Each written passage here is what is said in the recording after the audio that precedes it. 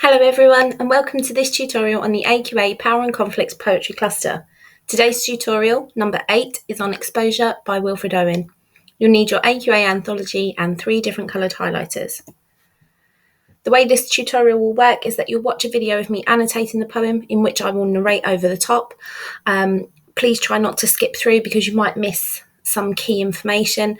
We'll then look at the poem in its entirety, look at the key themes and concepts, and then I'll pose some questions to you that I really highly recommend that you answer just because it will help to solidify your understanding.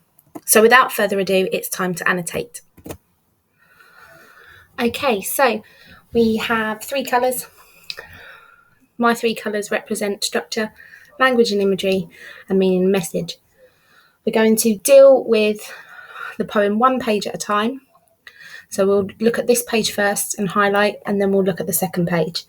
So I'll be using my pink colour first. So get ready to annotate.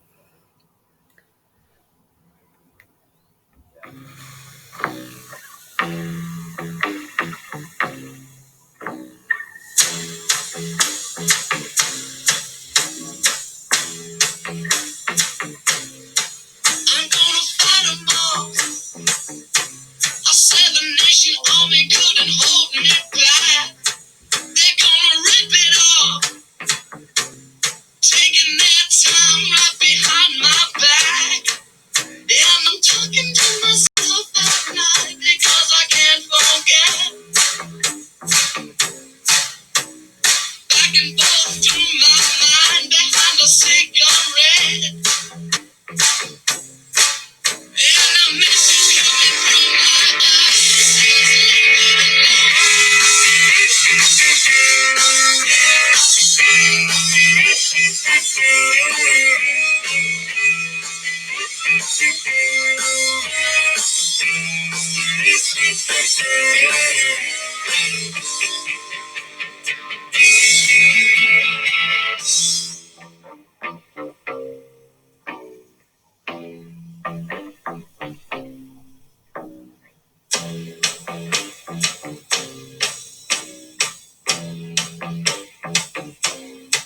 Don't wanna hear about it. Every single one's got a story to tell.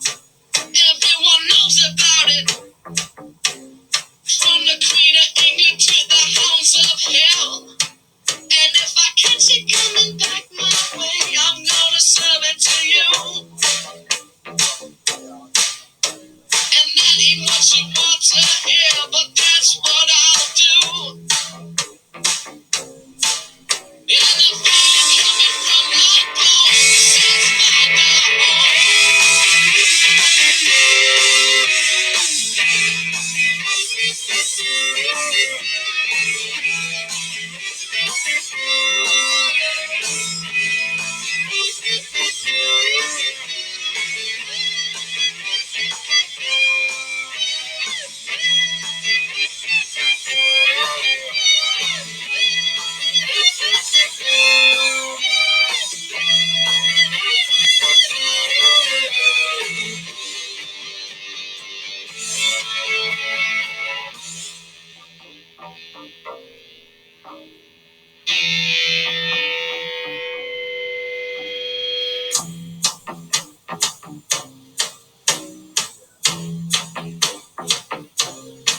I'm going to Wichita, far from this opera forevermore. I'm gonna work the straw, make the sweat drip out of every pore. And I'm bleeding, and I'm bleeding, and I'm bleeding right before the Lord. All the words are gonna bleed from me, and I will think no more. Okay, so it is time to begin annotating. My wobbly screen should stop in a moment. So first of all, let's take a look at the poet Wilfred Owen. So Owen was a soldier in World War I. He very much dealt with the tough conditions, and actually suffered with PTSD, so post-traumatic stress disorder, referred to historically as shell shock. And he actually returned to the war, and sadly, he actually died a couple of days before the war ended. Generally, he was incredibly angry and confused by war, rightly so. In this poem, he deals with passive suffering, this idea of being helpless and not active. This poem is unique in terms of what we studied so far, in the sense that it links to both the power of nature and the futility of war. So this poem actually can link to your other nature poems, particularly Storm on the Island. It links quite well with. But once we start studying the war poems, you'll see that it links to those also. So it's quite versatile in what it links to. So let's deal with the title first. The word exposure we could see as quite an ambiguous word. It has a couple of definitions, and actually if you take each definition separately and read the poem with each of the interpretations, it will really help you with your two sort of power of nature and futility of war. So first of all, what makes it ambiguous is the definition of having no protection, to be exposed, to have exposure towards something. So this really represents the power of nature. This poem outlines the harsh conditions that they were in from a weather point of view. So this would link to the power of nature, but also the danger of conflict, of being exposed to being under attack, both by humans, but also by nature. So that really works there for you. Secondly, the second definition, to expose something. So revelation of a secret, the exposure of something. So this would link primarily towards the horrors of war that are in juxtaposition to the glory that the media at home and the propaganda at home were suggesting about war. So it's almost like Owen is exposing the realities of war. So that's really nice as well. So even the title itself. So let's go straight into the first line. Our brains ache in the merciless ice east winds that knife us. Our brains ache as a phrase links to Keats's poem where he says our hearts ache. But what Owen does here is he subverts the traditional heartache and replaces it with brain, which does suggest to us then that knowledge and experience is the most painful thing. He essentially suggests to us that the knowledge of war, the experience of war, is what causes them pain. Notice the collective our as well. He is talking for all soldiers, not just his own personal experience. What we have here in the image, the merciless ice east winds that knife us, is monosyllabic personification. So the winds are personified as some kind of enemy, but check the rhythm of that ice east winds that knife us. It's monosyllabic, so it's one syllable per word. That imitates a stabbing motion quite nicely. But also places nature as the enemy, the image itself. So the image places nature as the enemy because it's attacking him or them, but the rhythm also imitates that stabbing motion. We also have in this line, as highlighted, the sibilance, merciless iced east winds that knife us. It's got quite a sharp and threatening tone. So there's quite a lot to be said in this very first line, and he certainly sets the tone and the theme of nature here. We'll leave wearied for now, but the word silent is quite odd here, just because it's odd in war for things to be silent. So, and you'll see by line 4 that we go back to that as well. We also have here a repetition of ellipsis. So we had it in the first line, now in the second and in the third. Again, always remember, done on purpose. Why? Personally, what I believe here is that Owen is trying to show the waiting of the soldiers, that they feel lost. It's a passive life. He trails off at the end of these lines almost to mimic the waiting around. In the next line, low drooping flares confuse our memory of the salient. The image itself, because of the word salient being ambiguous, we can read in two different ways. So first of all, if we take the definition of salient as the line of attack or defence in war, then the low drooping flares confuse our memory of the salient is suggesting that the flares are making it difficult for them to see the line of attack or defence. However, salient can also mean something important. So what we could say is that while they're sat there surrounded by these low drooping flares and sort of surrounded by war, no longer can they remember what the point of it was, what was important about it. So it's a really nice sort of double interpretation.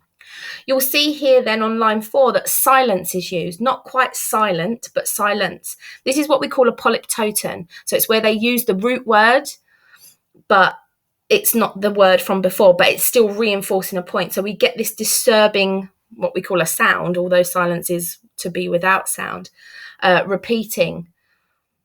And then in this final indented line, and this is a really poignant structural feature, but nothing happens. There's an element of exasperation here. So while they're in war, nothing is happening, nothing is changing, and that's really important. I will just go through now and highlight all the techniques. I'll do this for each stanza. It's just so that it's good for revision, really, so that you can see quickly if you're looking for a structural, imagery, or meaning technique.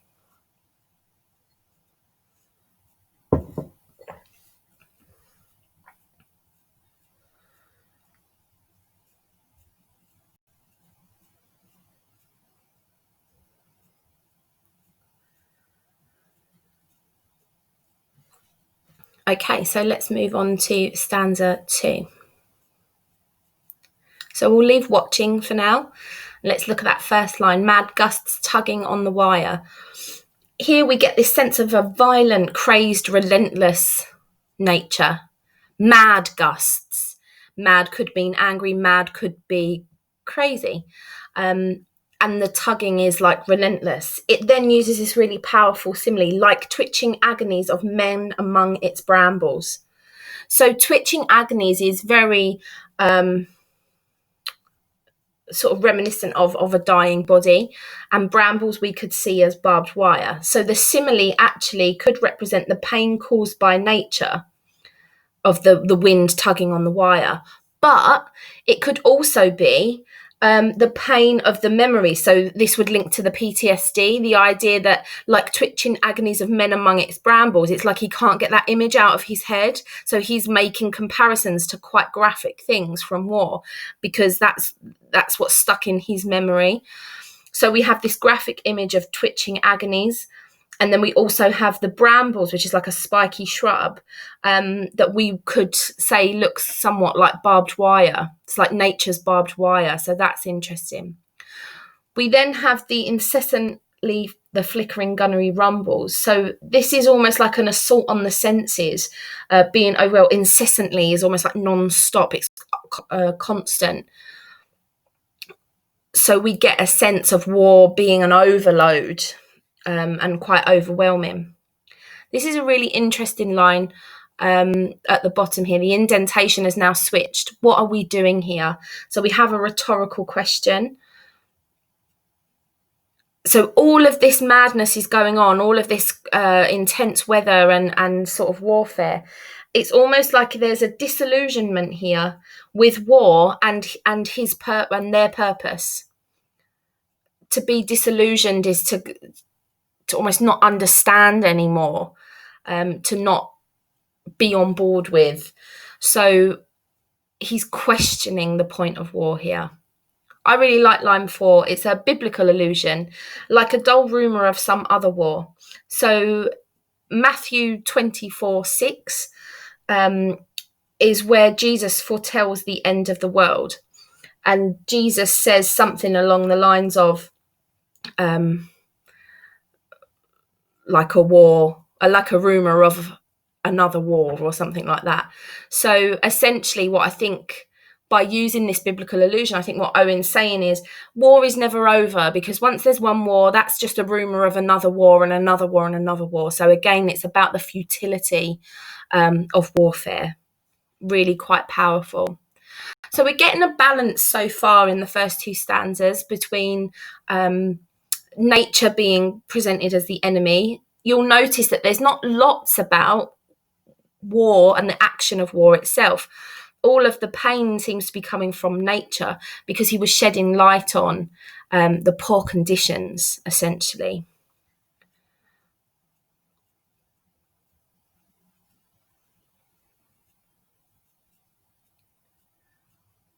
Okay, let's move on.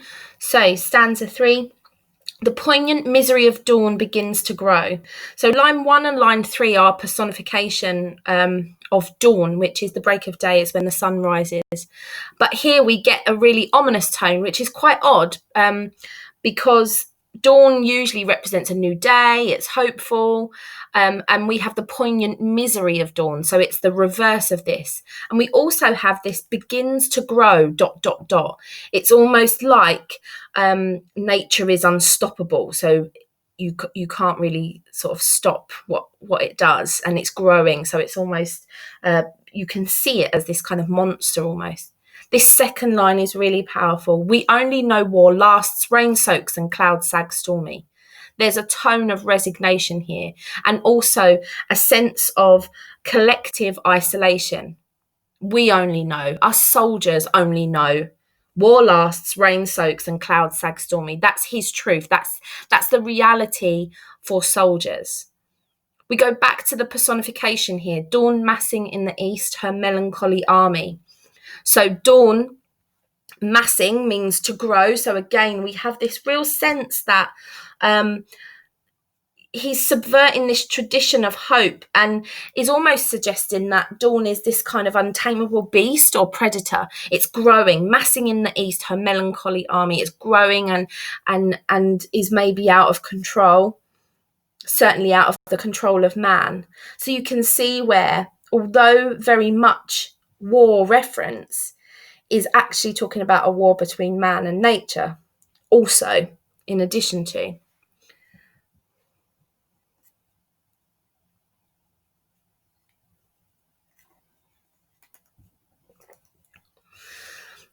Interestingly, in the fourth line, it says, attacks once more in ranks on shivering ranks of grey. Grey was the colour of the German uniform. So what we could see here is that Owen aligns nature with the enemy.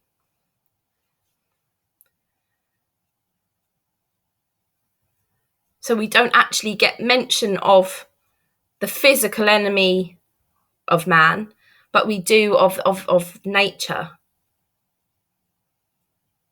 And then we have repeated once more, but nothing happens. Because of where this occurs, this line, but nothing happens, it's the exact same as it was in stanza 1. We call this refrain because it's the same line repeated in the same place. And the impact of that is that it shows that it's a repetitive life to be a soldier. And it's reinforcing his disillusion.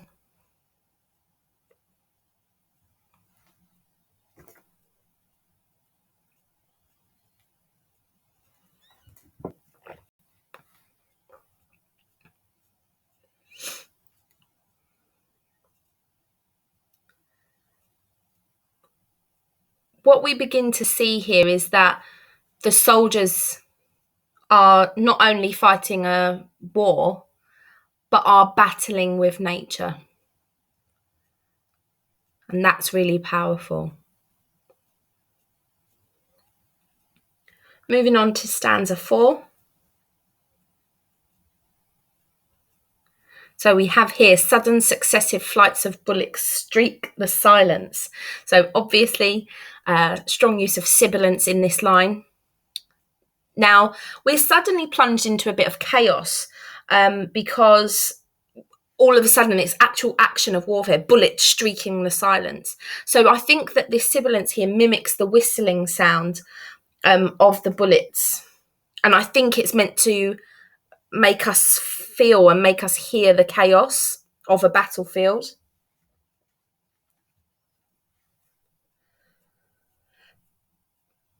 But it's really interesting because then when you read it in its entirety, sudden successive flights of bullets streak the silence, less deadly than the air that shudders black with snow.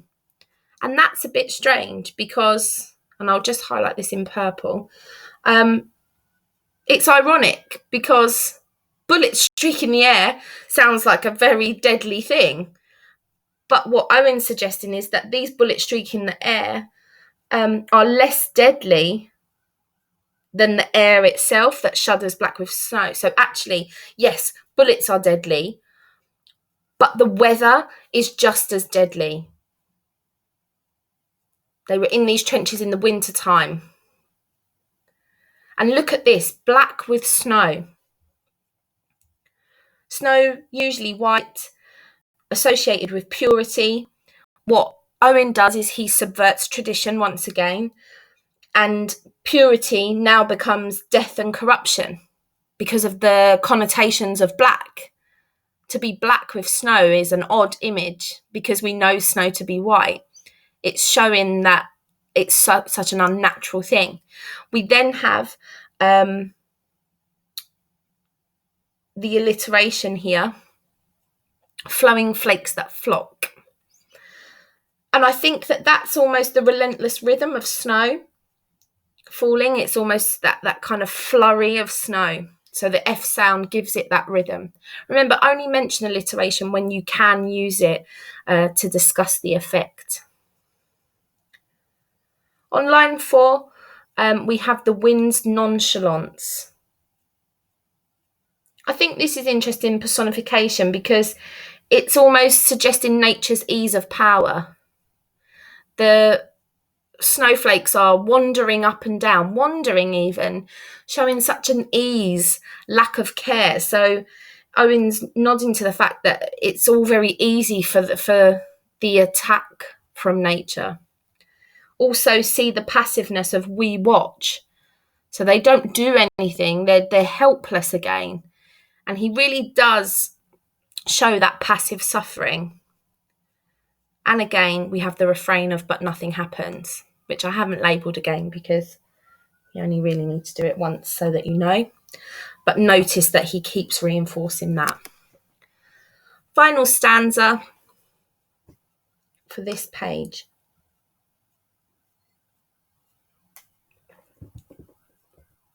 Okay, so personification to begin with. Pale flakes with fingering stealth come feeling for our faces. This is quite ominous, I think, and definitely places nature as the enemy or a predator, feeling for the faces. I actually think it's quite a sinister image, that the snow is searching for their faces, like seeking them out. And I felt that this was almost like a figure like the Grim Reaper, pale flakes, like the snow almost, I think, is personified as something like death itself.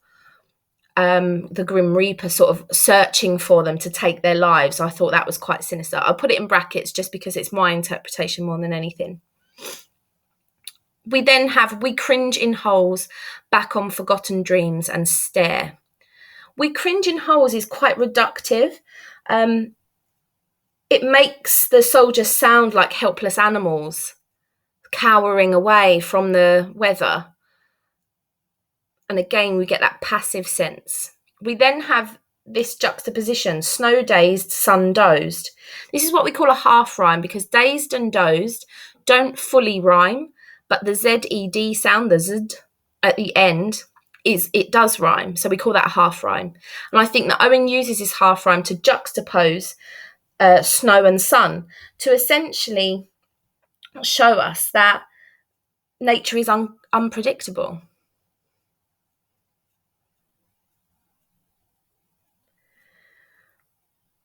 in line 4, we have the verb littered, which I think has negative connotation. So then when you read littered with blossoms trickling where the blackbird fusses, it does just mean scattered everywhere, I suppose, but littered does give us that, again, carelessness, I suppose. But this is a peaceful image. Perhaps this signifies him losing lucidity, like he's in a dreamlike state, because much like if somebody was dying, and the last line does say, is it that we are dying? So I wonder, is he at a point where he's sort of clinging on to positive memories or positive images as he loses energy or life itself? So we have this rhetorical question at the end, is it that we are dying? And I think there's a real confusion, and it's really sad, actually. And I think that there's an element of hallucination here. Maybe things are so bad that he just doesn't know. So there's this element of blurred reality.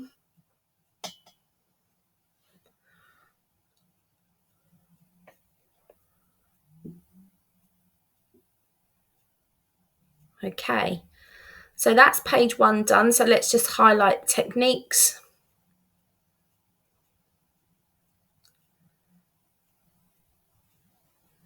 Not loads here. We've got 3 stanzas to go.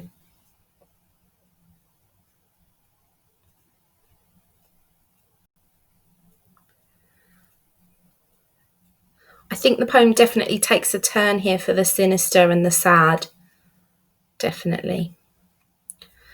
So that is page 1 done. Here's just a little recap of it.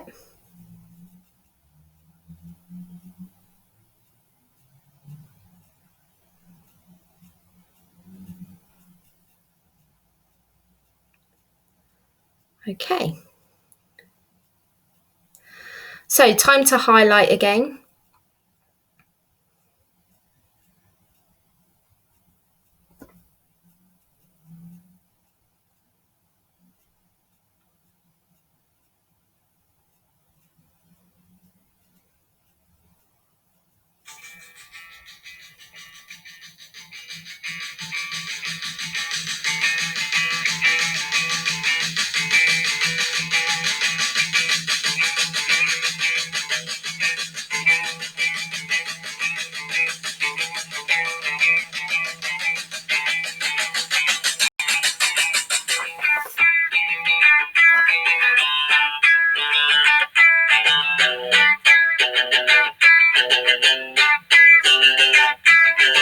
Can't stop addicted to the shindig.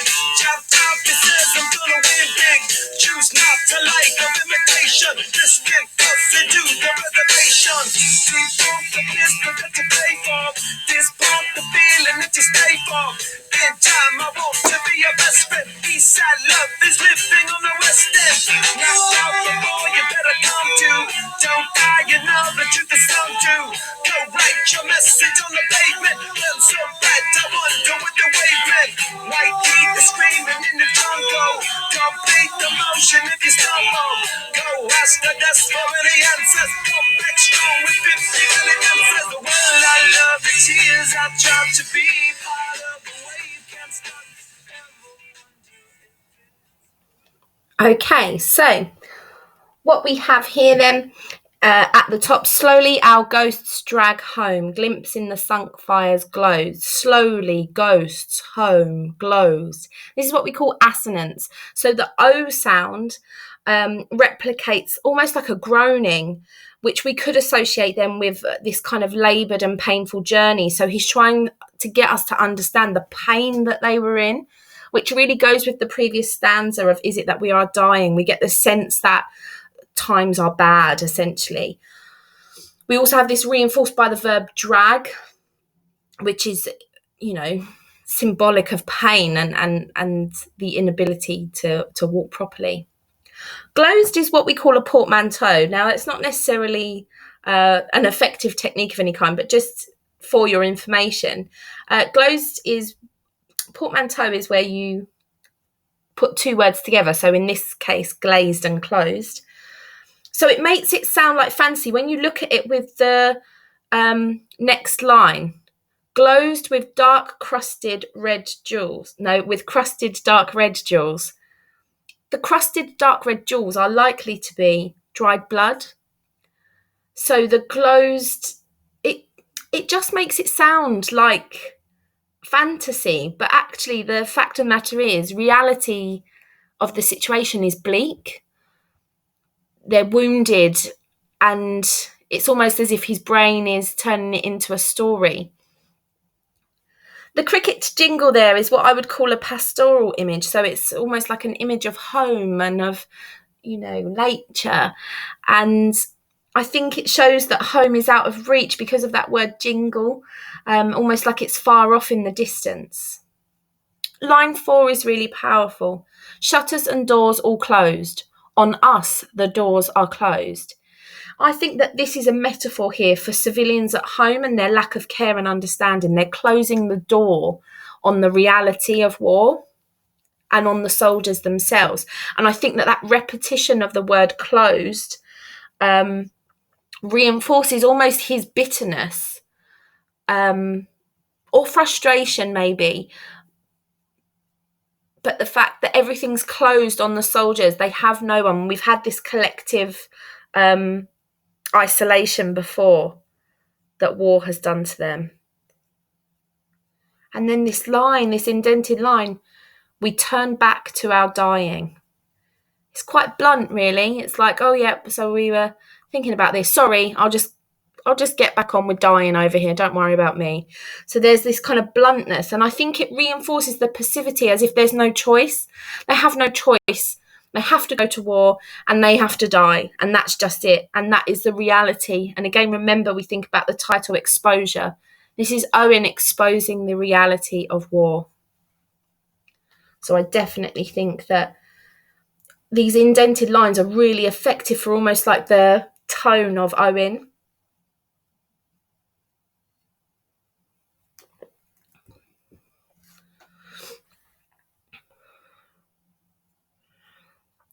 Okay, so quite a few techniques here. We've got the repetition.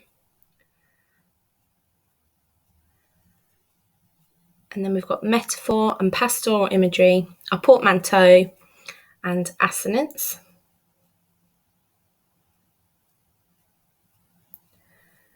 And then some really good interpretations of tone and meaning and message.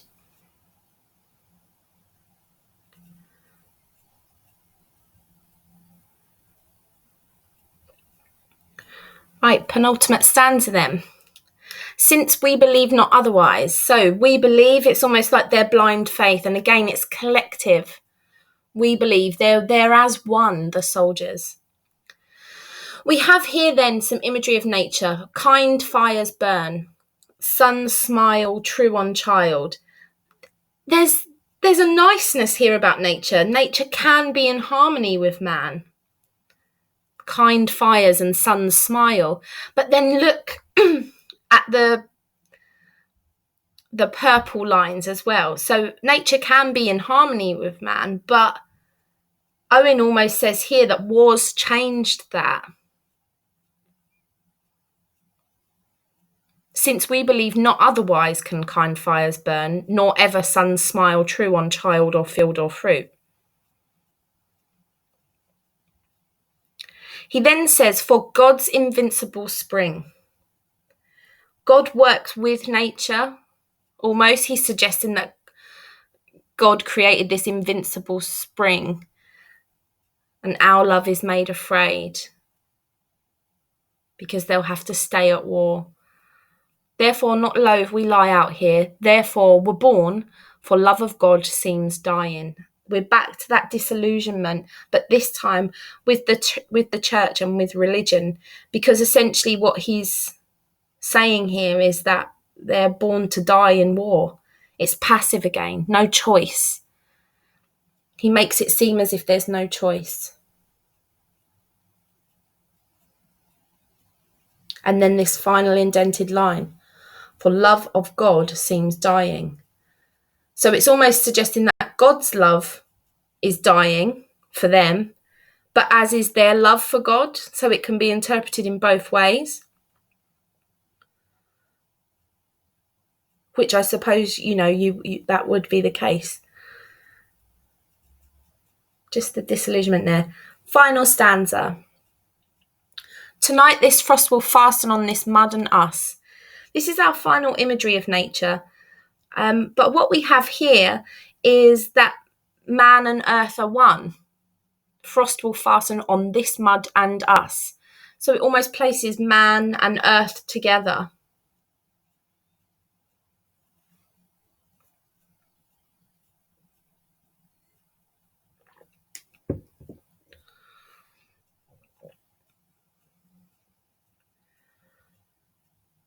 We have the verb shrivelling, puckering and shaking. This is the effects of war and nature. This is what it does to them. And this imagery of dying and weakness, shrivelling to get smaller, puckering to lose your sort of voluptuousness, and shaking to lose control of your muscles. And nature has done that. Again, he doesn't say war has done it, he says nature has done it. Because it's the weather, it's how cold they are. This final metaphor is really powerful. All their eyes are ice. It's quite chilling and haunting as an image. It's almost like they are now elements of nature, as if they've given up or given into it.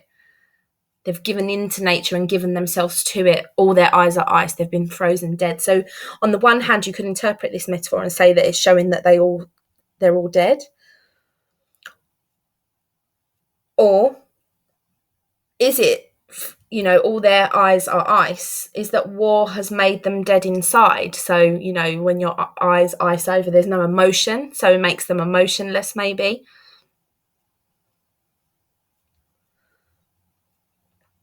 And look at that. We return to a nice cyclical ending here, but nothing happens. It's the final tone of surrender, the acceptance of futility and lack of purpose. It's his disillusionment once more. So all their eyes are ice either could mean that they've died, or that certainly war has ruined their love and their faith, but nothing happens. And it's just it's just quite a tough final line, really, that tone. So I've got a few structural features to write about that we'll write at the bottom. Let's just highlight first the techniques used. So we've got metaphor and verbs.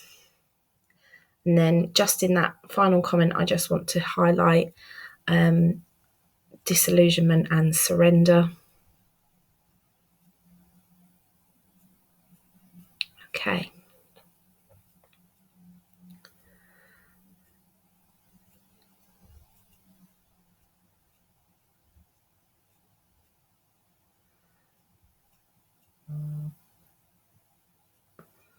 So, other structural features.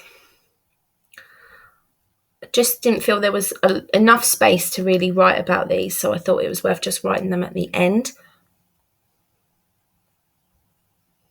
Just going to put my green box around it because I like my colour coding.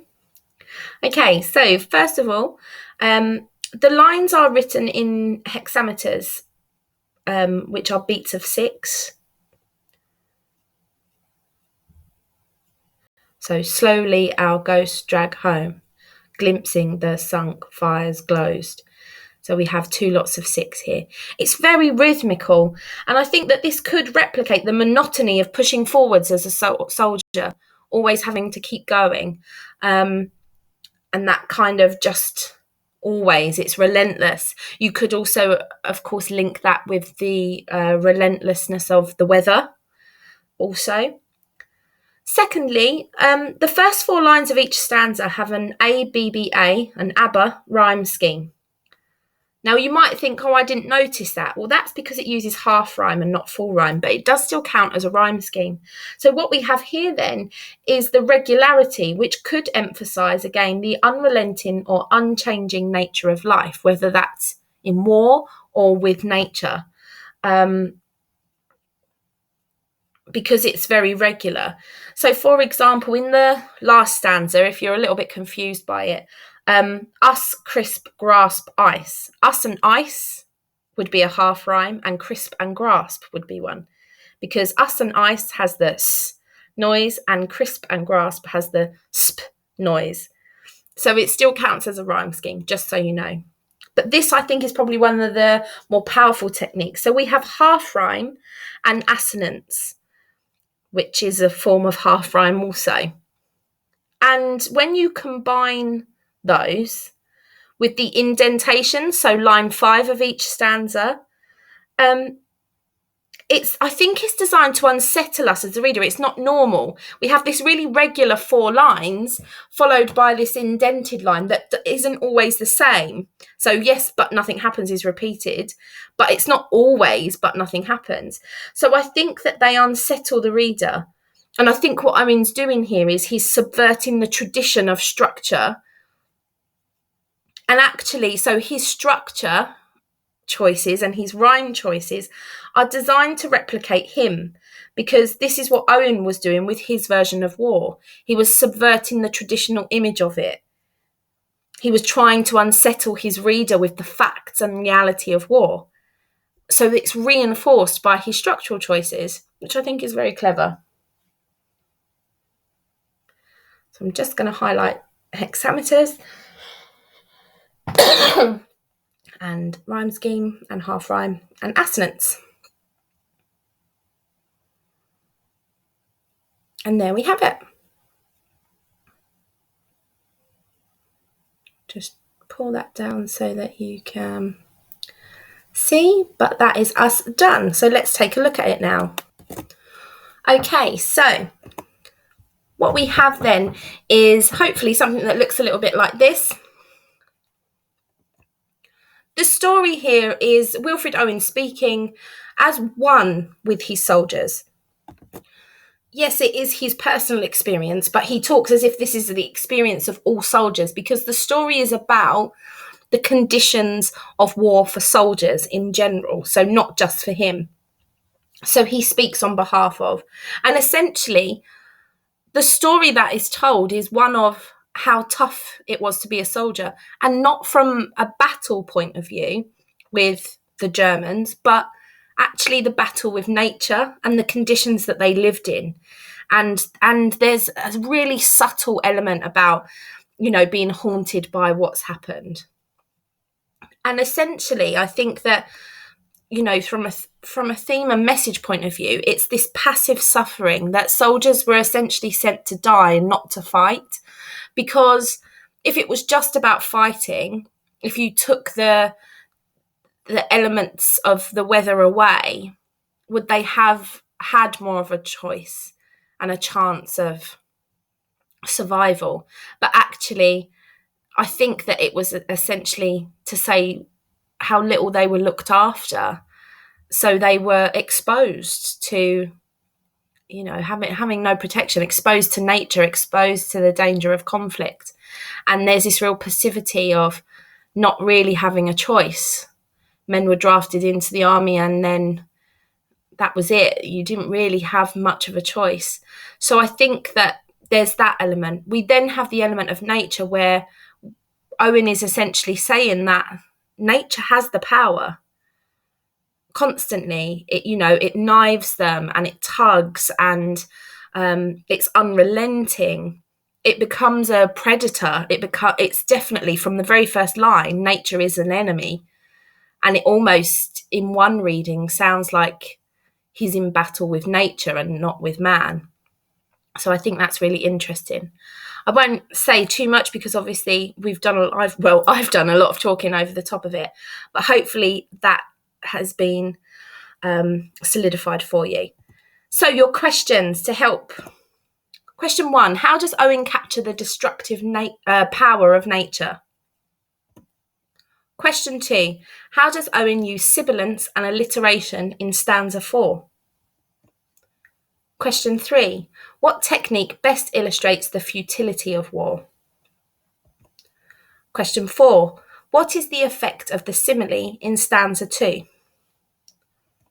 And question 5. Why do you think Owen aligns nature and war together?